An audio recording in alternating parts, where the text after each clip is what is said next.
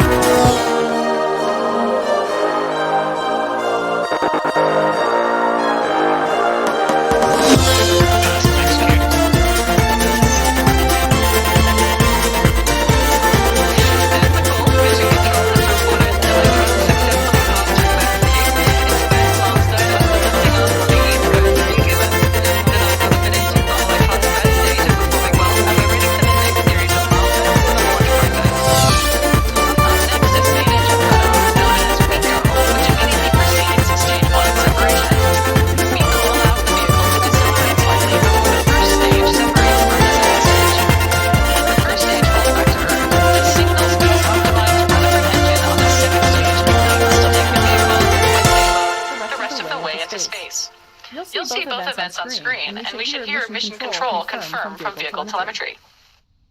Stage 1 propulsion holding nominal, standby for MECO in around 30 seconds. High voltage battery discharge, nominal. Enter burnout detect mode.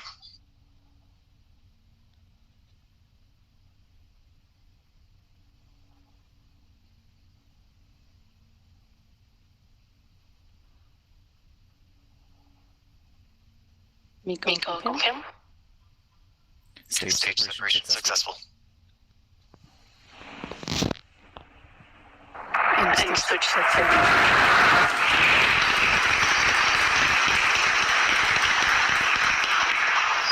You can see on your screen that electrons' first and second stages have successfully separated.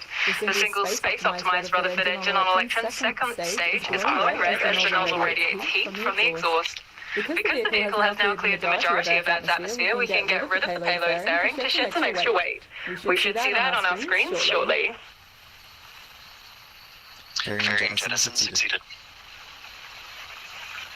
Stage 2 propulsion. And there it is, you can hear the payload fairing tumbling away on your screens now. The NRO payload is now exposed to space in preparation for payload deployment later in the mission. This fairing will burn up as it re-enters the atmosphere, while the second stage continues on.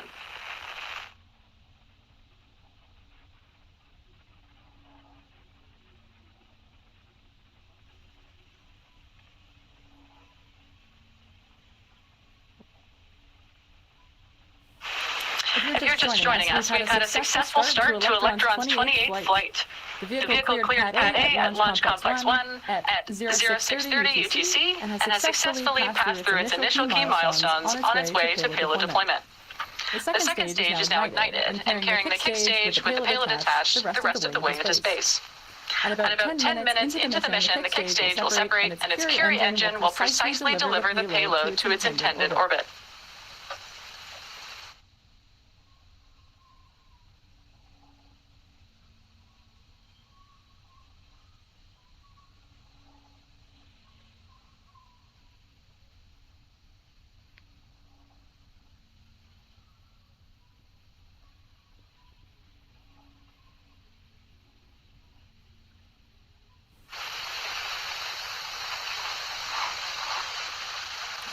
The shape of an orbit is important. In fact, the entire capstone mission we launched last month is to test the efficiency of the near rectilinear halo orbit, or NRHO, around the Moon. In most Electron missions, our second stage delivers the payload to an elliptical orbit. We then use the Curie engine on the kick stage to circularize that orbit, basically make it circular, to deliver the payload to its new home in space.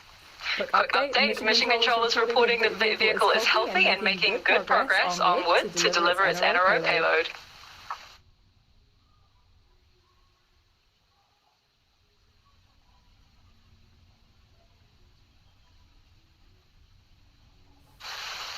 If you're ever curious, when Electron takes off, it weighs 13 tons, but 90% of that is actually fuel. Electron is so efficient that by the time we reach MECO, it only weighs 1.25 tons. To optimize our weight, we also use a carbon composite shell that in some places is less than 2 millimeters thick. That's thinner than your windows at home. Carbon fiber materials are strong enough to manage the environmental stress from launch while being lighter weight than traditional materials, so we can bring even more payload mass to space for the same fuel.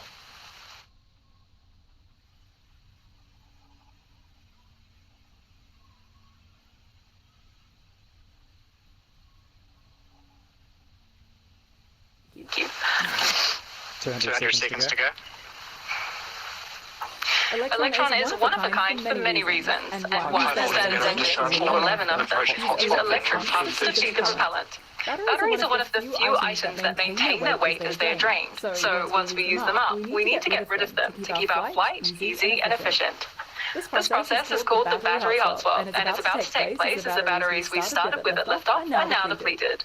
Keep an eye on your screen and that shiny object to the right, as you can often see them falling from the vehicle. But we'll hear the battery hot swap call from Mission Control as well.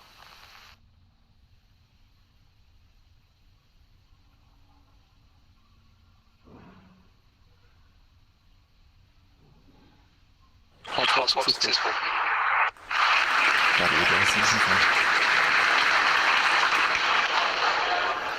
There you have it. It happens quick, so hopefully you caught a glimpse as those batteries were ejected from the vehicle. Electron continues nominally through its second stage burn, with kick stage separation coming up in the next few minutes. FDS has saved.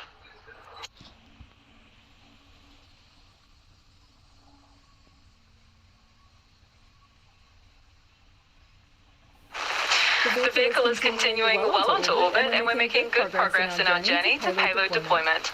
Before, you may have heard Katie talking about how much of the mass of a space rocket is propellant or fuel. But what happens as we use it up? Electron uses most of that fuel in just 8 minutes, which creates a lot of empty space inside the rocket. We actually use helium gas to maintain equilibrium and pressure between the inside and outside of the rocket.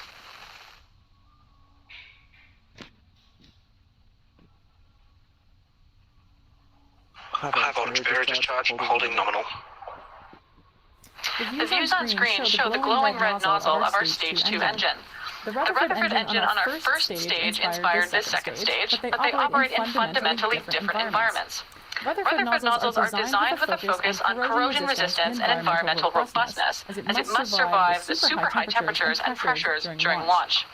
Our second stage engines are designed for space propulsion, so we instead focus on making sure it can cool itself off as it gets extremely hot without convection in the vacuum of space. You can see this happening as it close grip on camera. These engines are 3D printed in our rocket lab factory in California, allowing our engineers to easily make small tweaks to make our engines more and more efficient after each flight.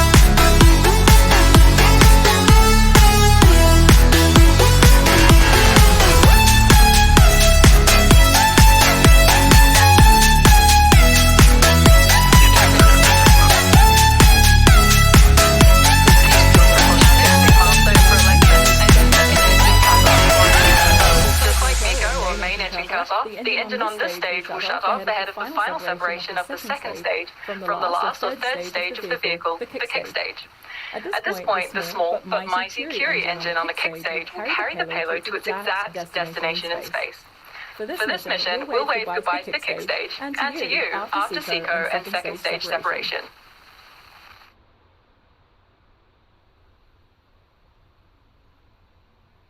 SECO confirm. Perfect transfer orbit. Nominal transfer orbit achieved. Stage 3 separation confirmed.